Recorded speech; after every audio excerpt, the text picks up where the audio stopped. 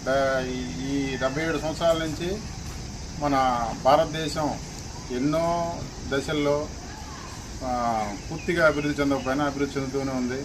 చాలా డెవలప్మెంట్స్ జరిగి ఉన్నాయి.